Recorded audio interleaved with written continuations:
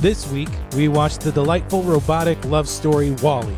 And along the way, we asked, is WALL-E just being strung along by Eve? How lazy do you have to be to just become a blob? And could a pizza plant actually be a thing? Maybe not, but this is Force-Fed Sci-Fi.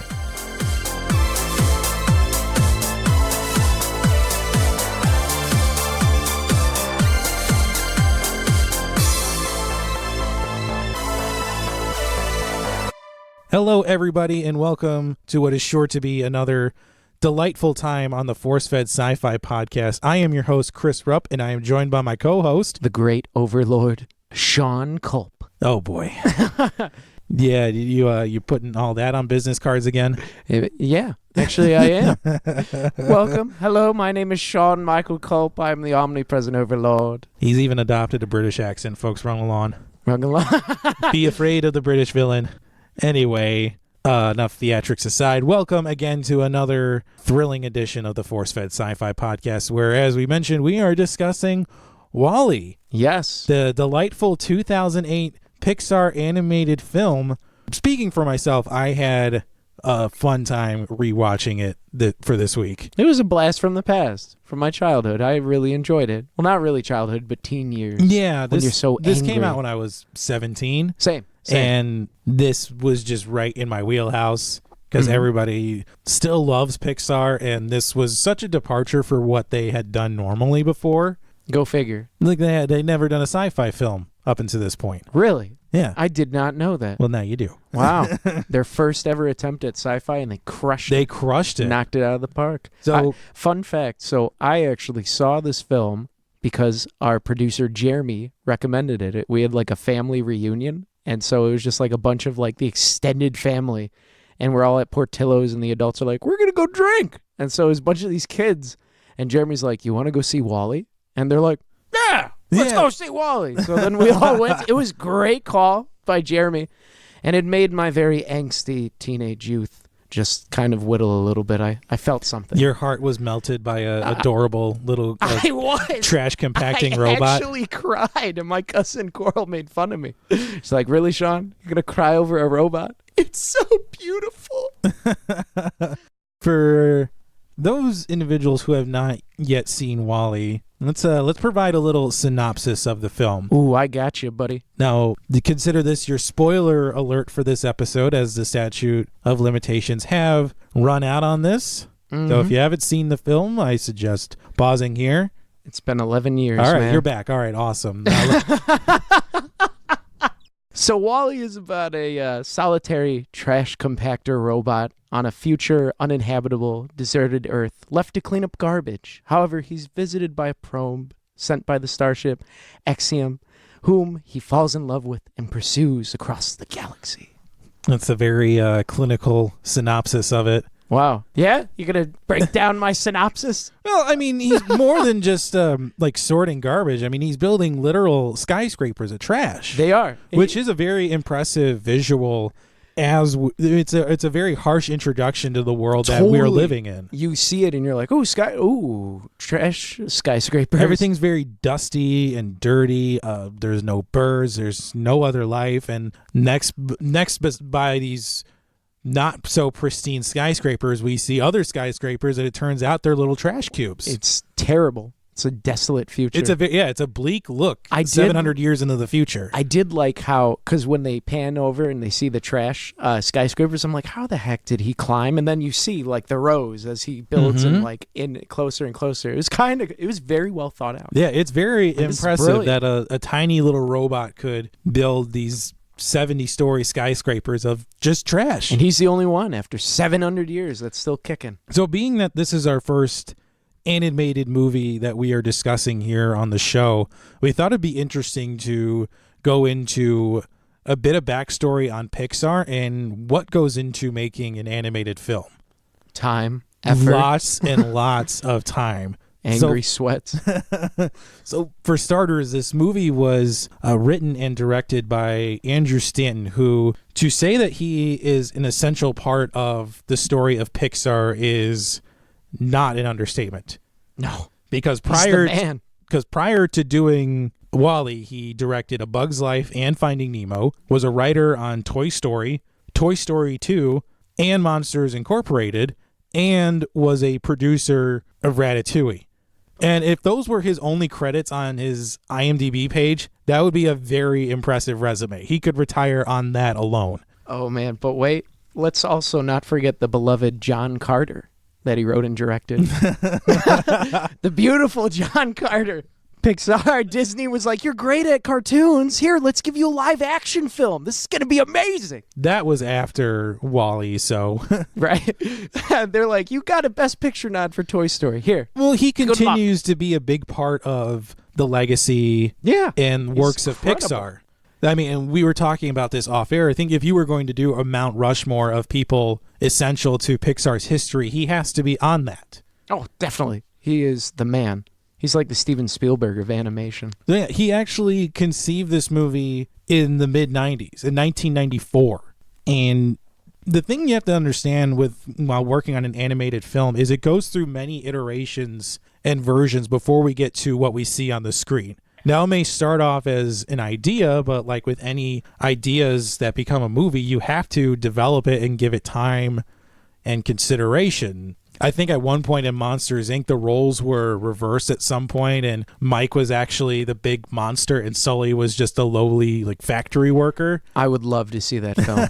I would love it. But then in the final version, the roles were switched. Yep. Whereas at first iteration of Wall-E, there were actually no humans in the film. No. At one point, they were written as green gelatinous aliens. Oh, my gosh. So, like Jell-O cubes with eyes just going around, I guess. I don't know. Thank God we did not get that film. Yeah.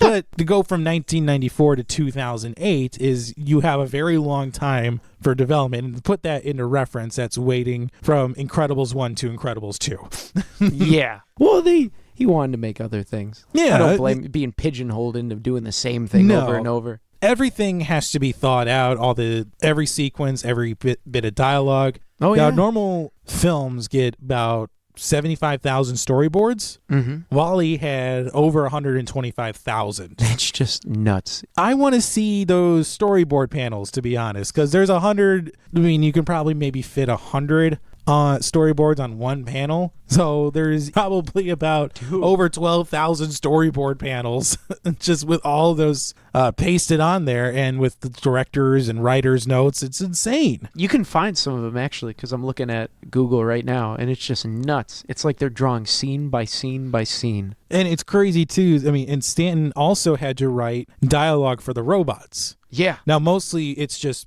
sounds and warbles and, wowls and it's like noises like like I Am that. Groot from Guardians of the Galaxy. Because Wall-E basically, he just, and then he says, Wall-E. He says and Wall-E Eva. and Eva. Yeah. Eva's the one that's kind of audible that can speak a little bit. Yeah, but and also, too, it makes it easier for your sound designers to actually give life to these characters. And Ben Burt returned to do the sound for all the robots in the movie. It's so crazy. And it was interesting to read up on that because he had actually swore off of doing another robot film after he finished up with the Star Wars trilogy. Oh, he was in the Star Wars trilogy? He did the sound design for all of the films, the original films and the prequel films. So once the prequel films were done, he didn't want to do robots anymore. And then this opportunity came up and he couldn't pass it up. He actually recorded twice the amount of sounds that he normally would have done for a Star Wars film. That is so cool. Thanks for going in, Ben Burt. You're the man. The man literally sound designed our childhoods with Star Wars, Jurassic Park, Wall-E. Again, it is not an understatement to say that Ben Burt is a Hollywood legend, and we thank you, sir. Yes. If you are out there somehow listening to a tiny little podcast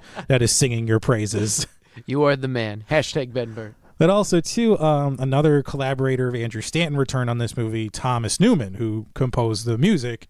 And this is probably some of his best work. And Thomas Newman is a legend in the film composing community because did films like Road to Perdition, and recent memory he did Skyfall. Oh, another solid. If you want a film with an incredible intro, watch Skyfall. Mm-hmm. It's just insane. Absolutely. I Watch wholeheartedly agree with that. But he actually had 3 years to work on the score for this movie, and wow, it paid off. It definitely. It's some of his best work, and I was shocked that he didn't win an Oscar for this, because it's beautiful music that he wrote. I wonder what he lost to. But we're biased. We just watched the film.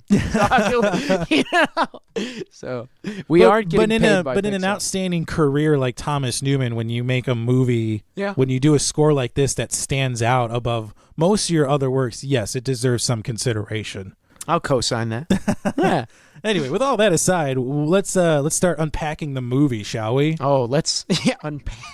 Unpack this movie like I love when people say unpack. Unpack this movie like it's a garbage I'm cube. viewing the Wally suitcase and we're like, ooh, the plot, the synopsis. Like, it's not as straightforward of a movie as you think it is, actually. No, it's the opening like 30 minutes. There's like no humans. There's no, actually, I think it's like 40 minutes before we meet the captain and he says anything. This is a tale of two movies, and I love it when movies do this. It's a credit to the writers and director when they're able to pull this off well. For the first half hour, 40 minutes or so, you think this is going to be a love story between Wally and Eve. Mm-hmm. And then it develops into this recolonization space romp. Yeah, that was where the sci-fi came in. Definitely. The second half by far.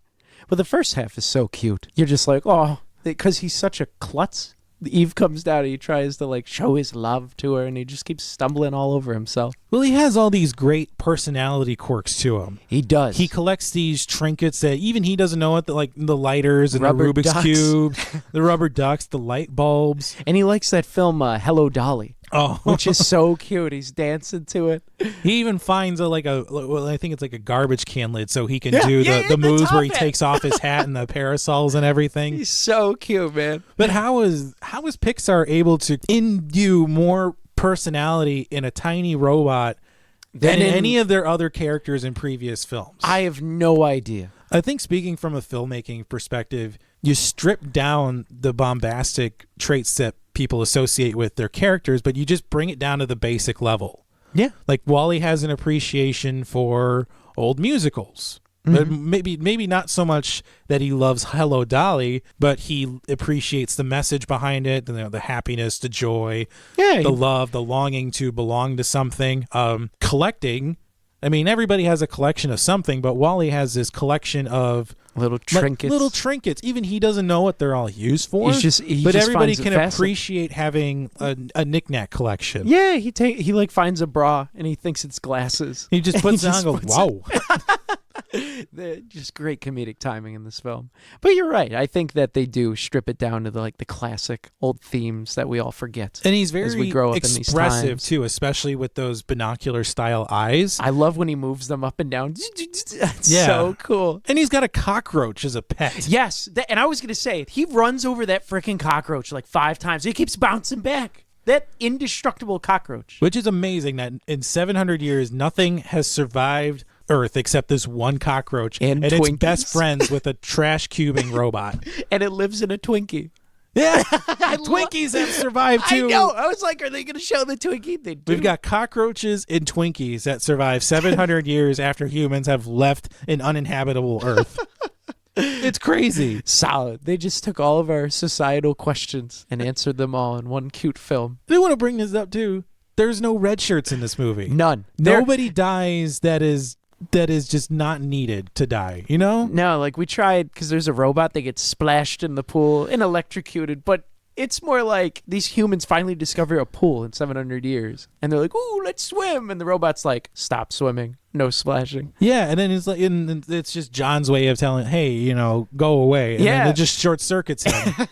And then there's the other little, I guess, henchman robot, Gopher. Just stopping him. Yeah, and then the captain just kicks him out the window. That was me. Oh, but there was no bloodshed. Yeah, for a kids' film. But I figured, we tried to also argue Otto as the red shirt, but really he just got turned off. Yeah, I couldn't. Like I was saying before, I couldn't remember how Otto gets defeated. It's been like 11 years. I thought because the captain's so fat that when he's like holding onto it, the weight of him would just pull the wheel off.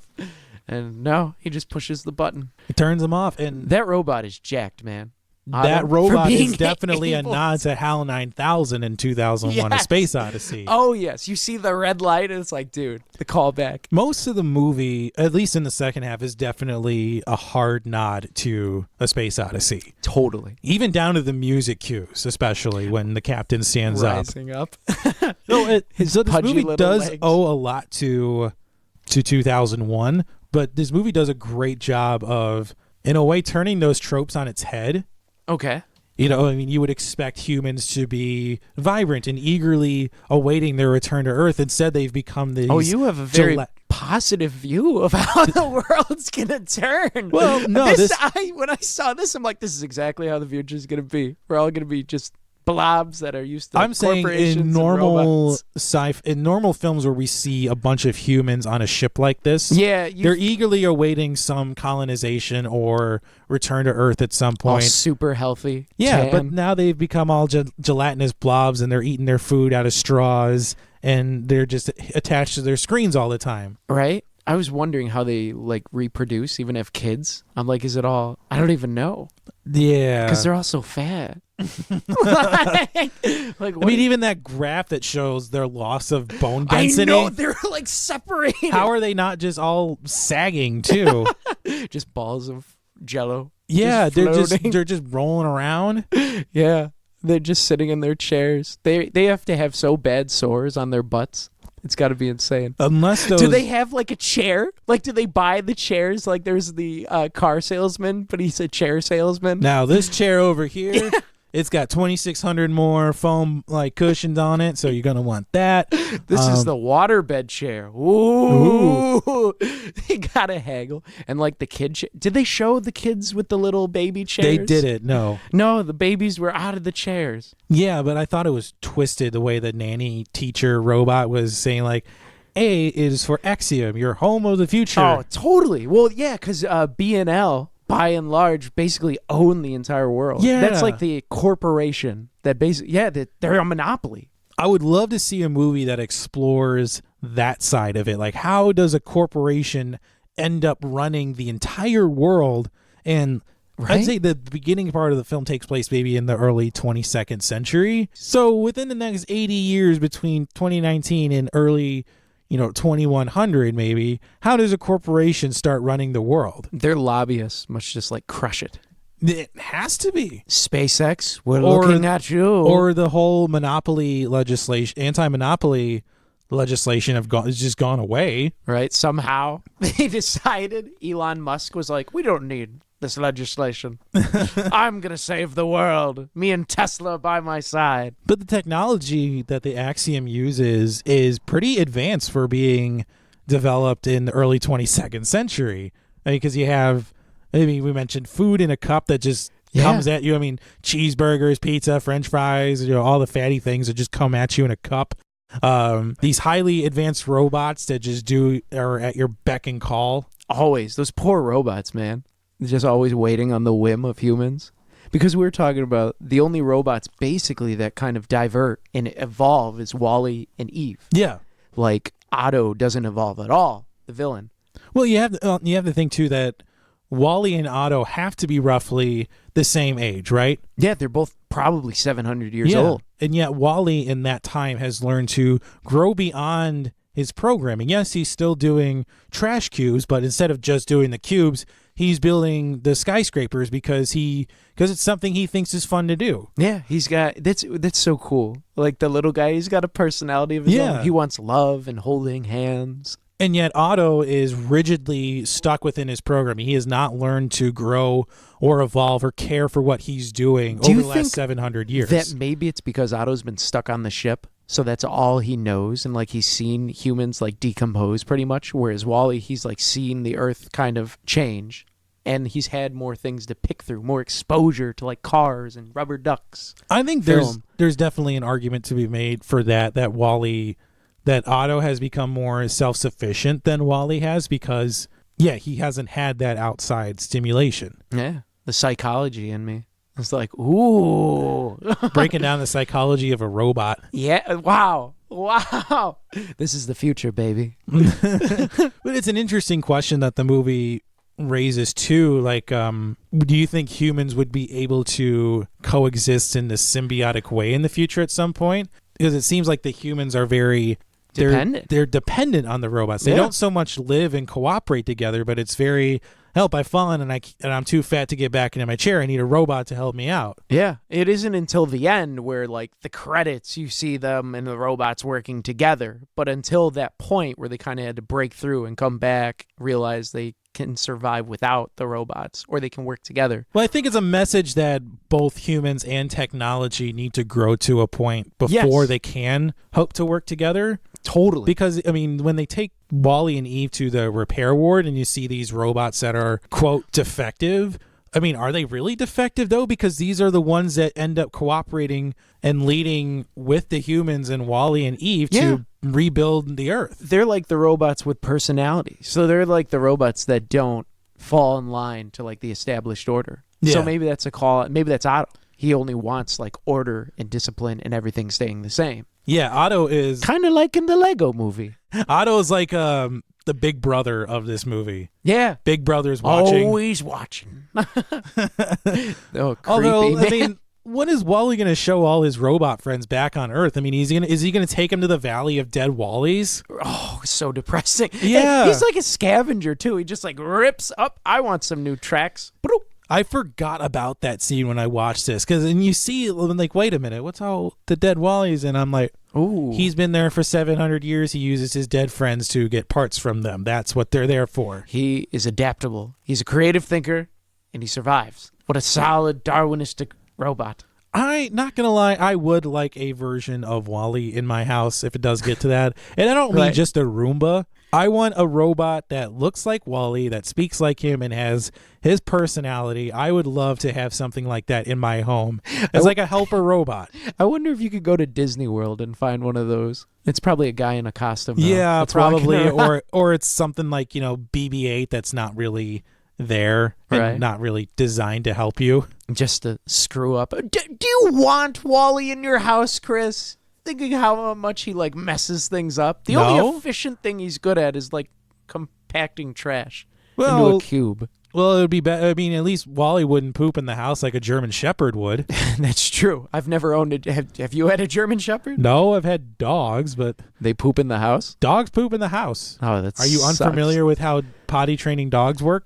Once again, I've never had a dog, so I am unaware of the Yes, they are going to poop in the house before they learn to ask you to go outside to poop. You don't just, like, put a diaper on them? Have you ever seen a dog in a diaper? I actually have. Okay, I don't want to unpack that because that seems like it could be its own conversation. I had a weird childhood. Let's just say that. Clearly, you saw a dog walking around in diapers. Right? But anyways, back to Wally. But we've been kind of glossing over the other important part of this film. We've been glossing over Eve. Yes, Eve. Eve is so cool in this film. She's got a blaster. She's really the only one with a weapon in this film. But again, how do we even know that Eve is for sure a female robot? I guess because Wally says Eva and it's a female voice. I don't know. I mean, there's no genders in robots. I mean, assuming that Eve is female, she is definitely the strongest female character in the film. Yeah. She doesn't suffer anybody's crap. She's almost, I don't want to say oblivious to Wally's affections, but she kind of brushes them off so much. She doesn't realize how adorable he is until he comes back to save her, and then she sees, like, the playback security footage. Oh, he got struck by lightning twice for me. Yeah. You adorable little guy. Well, she sees that how much he cares for her. He does. In this odd world where two robots somehow find love. Yeah, she was brokenhearted from her last boyfriend. Yeah, but if we're gonna... Yeah, her last boyfriend was a paper shredder. Yeah. God, he was just a douchebag. He found the nice Roomba on the ground and took her on a nice oil date where they sipped. Yeah, they had oil shakes. Yeah. Eating old screws. Yeah. I mean, I don't know what robots eat. I would like to see that movie. The robots, like, after they're done helping the humans when everyone goes to sleep, they've got, like, clubs, Daft Punk music playing. I don't even know if it would be that. Maybe it would just be music that has lyrics that are just binary. Right? 010011. Oh my gosh. They put on Pi and the song just goes forever. Oh my gosh. That would be amazing. You could picture a bunch of robots in a nightclub just dancing to a Pi song. Doing the robot. All right, that's a bit ham-fisted there. That was the obvious one. Someone had to say And I'm not it. surprised that you went for it. Of course. I'm omnipresent, baby. Oh boy, there it goes again. A high speed to Jeff Garlin in this film for the Yeah. voice of the captain. He I love was- his voice, man. He was unintentionally funny in this. Yes, he was. Like every word that came out of his mouth, he's like, "What is C? Ooh, pizza." Define hoedown. I love how he switches from lunch to breakfast. The announcements are the only thing I get to do.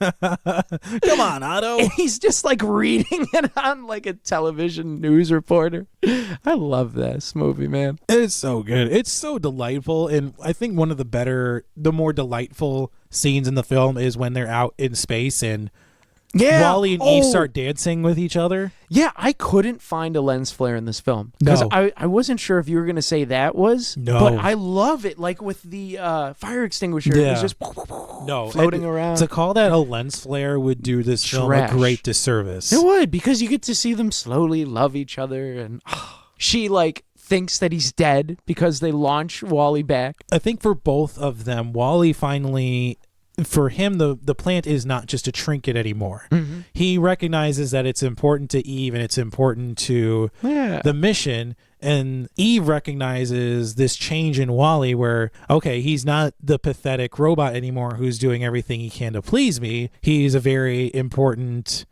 person, isn't the right word, but he's a very important figure in, my existence. Yeah. Together, they complete each other. And plus the music is very simple. It's not super cool. It's not waltzy. It's more conveys this sense of wonder between the two. They're floating in between the engines as they're firing on the ship and they're dancing, and you see Wally's fire extinguisher trail and Eve's little beautiful imagery. Oh, absolutely. That has to stand out in this film. It's a necessary part of the film. It is. The film overall is paced very well. So, yes. Totally agree. I was never bored while watching this. I was so just invested. Pixar does a great job of doing this with all of their films, making very tight, well-paced films. Because for the most part, their films are marketed towards kids. And kids, as we all know, don't have the best attention span. So how do you keep kids interested in a movie like this? You have to keep it moving and you have to keep the story I don't want to say simplistic because I feel like that's almost an insulting term, but you have to put a film like this into images and terms that everybody can understand and connect with. I agree with that. And the adults can like it too, because like kids, they wouldn't understand, the futuristic climate change elements, corporation elements, and all that, the weight that comes with it. So they fired on all cylinders. Absolutely. This was incredible. But this film does have religious symbolism in it. You and your religious symbolism. Come on, tell me. Where's Jesus and the devil in this film? Well, Come on. Okay, well, it's not that deep. Well, obviously, What did God do to you, Chris? God didn't do anything to me. I couldn't find any religious symbolism. Oh, well, you missed Eve. Oh my gosh, come on. That was right in front of your face, Eve. Oh man, Eve! Come on, it was coincidence, man. Eve is definitely representative of the dove in the story of Noah and the Ark finding the olive branch. Oh my god! I am not criticizing the film for this, though. I know. Let me make that clear. I'm saying that this film actually did religious symbolism very well. They did. When you look at previous films we discussed, like Episode 1, The Phantom Menace, where it's beating you over the head with religious symbolism and images. Here's the virgin birth. Wally doesn't do that. No, I didn't even think about it like that. But then again, I don't really think about religion normally. So well, Andrew it's not Stanton in the back of my mind. Andrew Stanton is a Christian, and I can totally understand that his beliefs would be present in this movie because cool. You're influenced by what you believe, and why not? I mean, and he did this in a way that's not ham-fisted and is going to beat people over the head with it. I mean, I didn't recognize him when I first saw it. And it was only when, I got older that I recognized the religious symbolism. Yeah. And I have no problem with it in this movie. I absolutely do not. All I'm doing is pointing it out for our listeners. Chris hates religion, everyone. I do not hate religion. Please do not. Don't at me. I do not hate religion. Hey, whatever you believe that prevents you from stabbing me in line at the ATM, God bless us all. Yes. And also you. That's a good point, though. I like how you broke that down. He did. This is probably the best that we've seen so far of religious symbolism in a film that isn't ham-fisted or so like hokey. Well, we get it. All right. The most obvious symbols we see are the character who's dying and he holds his arms out in the Jesus pose, like in Platoon. 12 Monkeys. We saw that. That was an example from our show. And then Star Wars Episode 1. That's where it was most prevalent. Thank you, George. Hey, speaking of George Lucas, Pixar came from Lucasfilm. 1979. They were a branch of Lucasfilm, so I bet he wishes he was still in on that. Oh, I'm sure. Well, come on. He already made billions off of Disney, but he could have more billions. But then Steve Jobs came in, so George missed out, man. Yeah, narrowly missed out. I do want to talk about this. I mean, how is this movie different from Pixar's previous films? From Ratatouille, Cars, and all that? Well, Cars, Ratatouille, A Bug's Life, because at this point we've had 2 Toy Story films. The Incredibles came out a few years before this. So in what ways do you think this differs from those previous ones? For me, well, number 1, it's sci-fi. Number 2... That's why it's on our show. Yes. Number 2, for me, they did so much with so little dialogue, which is just something so rare nowadays that you can never see. It was so simple but complex. And to me, that's like the best films that I could ever see. Whereas like Ratatouille, it seemed a bit like they pushed the comedic elements. Cars, there were so many features with the voices. So it's kind of like the Lego film where you're hearing, oh, there's Morgan Freeman. Oh, there's Chris Pratt. Cars was a vehicle to just sell merchandise, though. Yeah, there really wasn't. I mean, outside of all the Apple nods, where you could like, they're basically like, buy Apple. But this was when Steve Jobs was still alive, so I don't blame him. But to me, it was like a great love story. Yeah, it made me somehow enjoy 2 robots falling in love and saving the world. This definitely seemed more like a passion project than in previous Pixar films, and this is like the shape of water in space. I mean, it was just so well done. Well, WALL-E is a better film than The Shape of Water. Far a better film. I mean, The Shape of Water was just a remake of Splash.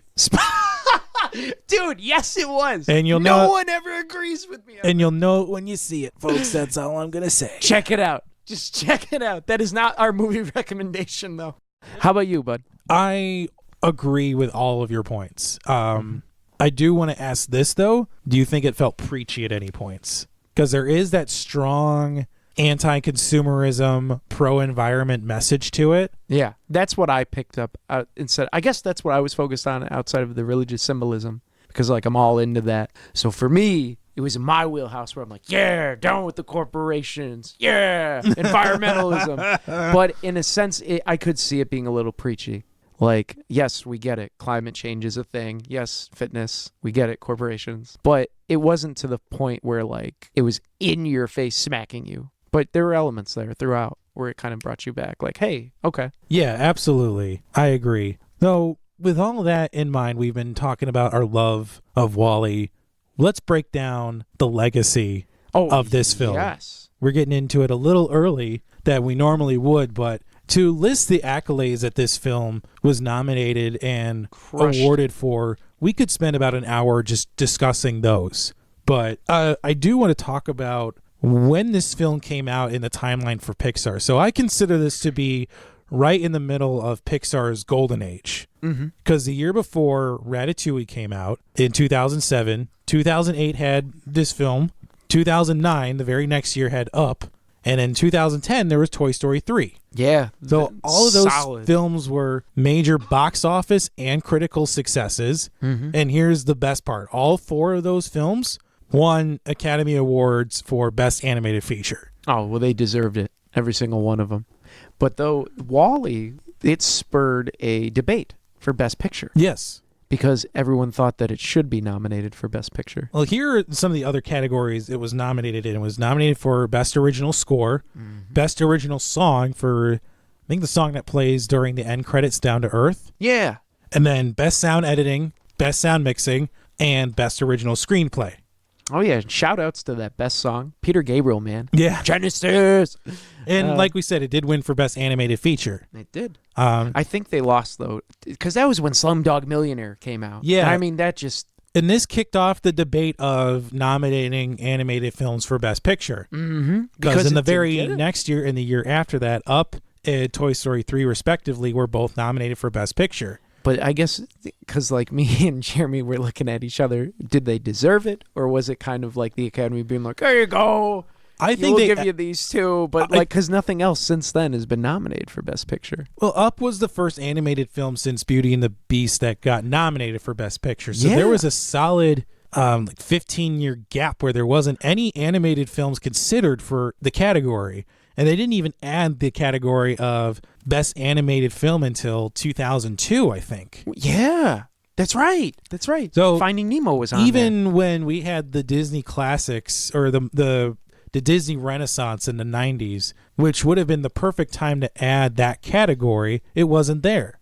And hence why a lot of people think that the Beauty and the Beast and The Little Mermaid, they hold those up as the pillars of the Disney Renaissance, because though I think The Little Mermaid did get Best Picture consideration, and Beauty and the Beast was the only one of those films that came out in the 90s that were nominated for Best Picture. That's crazy. Whereas there were so many great films after that. Yeah, Aladdin. That weren't nominated. Like you meant Aladdin, The Lion King, Pocahontas, Mulan. There you go. If Best Animated Feature was around for Mulan, it would have won. Yeah. But that category wasn't there because it's not recognizing the hard work of those animators. And like we were saying, because I think if you want to find out for like actors how hard they work, Tom Hanks like gives interviews how like you have to come in and out of the studio, because now they do all the animation and then they bring the actors in for like a month, 2 months so they can see like what's going on. But I guess back in the day, they'd do like half of it, bring the actors in, another half. Well, you know the deal with Tom Hanks, right? What's Tom Hanks? Tom Hanks actually, if he can't make it into record, he'll have his brother go in for him. Yes! Yeah, because his brother sounds exactly like him. Dude, his brother is the voice on the Woody Dolls. Because, which high speed for Tom Hanks, man. Throwing some dough to his brother, being like, yo, here's some cash. Get you a couple You know, when you've got Tom Hanks clout, you can do whatever you want. He is the man. He's probably one of the nicest people in the world. Or he's an exceptional liar. No, I think it's genuine with Tom Hanks. Hopefully, right? Something would have come out about him by now if it wasn't real. Yeah. He doesn't tip. He's the worst. But this movie did come out in 2008, and in looking at that year in terms of movie releases, this came out in a relatively stacked year of movies. I think it was the 9th highest grossing film of 2008 with over $500 million. But here are some of the movies that were outpaced by it. The Dark Knight. Classic. Kung Fu Panda. What? Madagascar. Quantum of Solace, which was the James Bond movie at the time. And Iron Man, the first edition in the Marvel Cinematic Universe, which we didn't know was a thing at the time. Yeah. And it was outpaced by 2 other animated films, but yet... I cannot believe Kung Fu Panda beat this film. Jack Black. Well, I guess it's like... Well, you know what? WALL-E has the last laugh because people remember WALL-E more than they do Kung Fu Panda. Well, and WALL-E won an Oscar. Yes. Kung Fu Panda did not. No. It's like Jack Black's biop right there. Kung Fu Panda, though, also has like 3 films now. Yeah. So they kind of branched out. Whereas WALL-E, I guess they wanted a sequel. Like people keep like asking the director, hey, can you make a sequel? And he's like, I'm good. It's basically a love story, and I don't want to taint it. Yeah, there's no need to do a sequel for this movie. Yeah, because the credits just show. They work together, they rebuild, repopulate Earth. There's nothing else. That'd be weird. That'd just be weird. Like Otto comes back, someone turns him on, the ship takes over. Here are some of my favorite accolades in looking up what this movie won. So it was actually the first animated feature that won the Los Angeles Film Critics Association Award for Best Picture. So that's a very prestigious award. In the same year that the film came out, WALL-E was listed at number 63 on Empire's poll of the 100 greatest movie characters. So that was a poll, like I said, in the same year the movie came out, yet WALL-E is already pretty high up in that list. That's pretty good. That's pretty impressive. You know who also loved this movie? Who? Time magazine called it their best movie of 2008 Rock on. and ranked it number 1 in best movies of the decade in 2010. Wow. Mm-hmm. Beating out like all the Marvel films, Dark Knight. Mm-hmm. That's pretty good. Beating out a lot of great movies that came out during that time. Finding Nemo. I mean, wow. Solid you time. And finally, in 2016, WALL-E was voted 29th out of 100 films On the BBC. regarded as the best of the 21st century in a panel of 177 film critics. Now, that's according to a BBC poll. But you have some gripes with that. Yeah, there are a lot of films that were ahead of WALL-E that I don't agree with. Like, what was that one that you kept saying? Inside Llewyn Davis. I think I've seen the poster for that, but I've never seen it. It's a weird Coen Brothers New York bohemian folk music movie. Granted, it has Oscar Isaac in it, which I love Oscar Isaac. Before Star Wars. Before Star Wars. Yeah. But I don't think that Inside Llewyn Davis should be above WALL-E in a list like that. I feel like Oscar Isaac would disagree with you. Well, Oscar Isaac has got his own millions to count after doing the Star Wars films, but I personally think it's too soon in the century to be doing a list like that, though. Yeah. I mean, if you give it a couple more decades in 2050, then you can do a list like that because you have a bigger sample size, you have more critics with their opinions. It's too soon to be doing a list like that. Granted, WALL-E does deserve the accolades it has received in the 11 years that it's been out. Oh, yeah. And I'd be willing to bet that we will see this movie get preserved in the Library of Congress.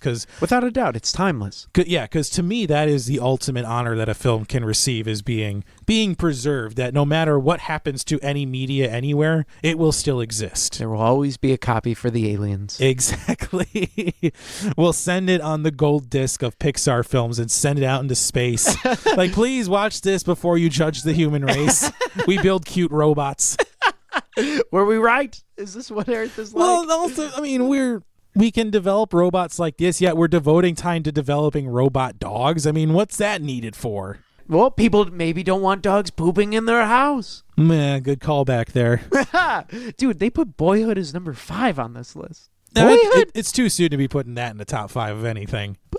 That's a great movie. It is. Don't be wrong, but it's just too soon to put that in any type of top 5 conversation. People probably like that film because it was recorded for like a decade. So, like, ooh, the time spent. It's like, hey, man, just because you have time on a project doesn't mean it's good. Just saying, man. So anyway, with all that in mind, what say we rate this film, Sean? I'm down. So here on the Force Fed Sci-Fi podcast, we have a 4-tiered rating system. We have a would not watch. We have a would watch category. We have a would own. You would add it to your own personal collection. And you would host viewing parties, that you love this movie so much and you want to share your love with it by having people over a conversation of cheese dip and crackers. So, Sean, what did you think of WALL-E? I would own it. And I do own it. Mm-hmm. So that is my rating. I loved it. It was timeless, like I've said. It's just great writing, great pacing. It's everything a film should be. But what's holding it back from hosting a viewing party? Hosting a viewing party? Because everyone I know have seen it. Maybe if I had kids. But I guess if you have kids, you kind of... Well, isn't like every movie night with kids a viewing party anyway? That's what I mean. So I can't really say. See, this is where we're going to differ, because I would host viewing parties You would for host WALL-E. viewing parties for WALL-E? Yes. See, my viewing parties tend to have alcohol, and I just wouldn't want to ruin this film by being drunk. Yeah, that's probably a good idea. See? Maybe for you, but I would still host a viewing party. Well, good. I mean, it was a great movie in a year full of great movies. Its message is still relevant even after 10 years. We care more for these characters than we probably care for in any other Pixar movie, or in probably even any other movies that we've discussed previously for the show. By far. It's able to create a compelling story with minimal dialogue. Mm-hmm. Great sound. It's great. Everything about it. We can't sing the praises enough of this movie. Yeah. I don't really have any gripes, to be honest. So anyway, I think that about wraps it up for WALL-E. So what do you say we pick our movie for next time? Ooh, Major Samantha. We're yes. coming for you, baby. Between a list of 1 in 118 science fiction films on our list being we need the help of our friendly random number generator AI, Major Samantha. Though between 1 and 118, she has selected number 27, which is a 2005 time travel / evolution misadventure titled A Sound of Thunder. This already sounds like so much going on. There's so much going on. Oh, boy. Well, let's do it, man. So that'll be the movie for next time. And if you enjoyed the show, please go to iTunes and leave us a 5-star review. It really helps to drive us up the charts, as well as help people like you find the show. We are across the spectrum of social media with Facebook, Twitter, and Instagram, all at ForceFed Sci-Fi. You can check out and download episodes at Apple Podcasts, Spotify, Stitcher, or wherever you find podcasts. And please subscribe so you never miss an episode. Finally, you can check out our website, forcefedsci-fi.com, for show notes and links to all of our social media. So for myself and Sean Cole, we will see you next time.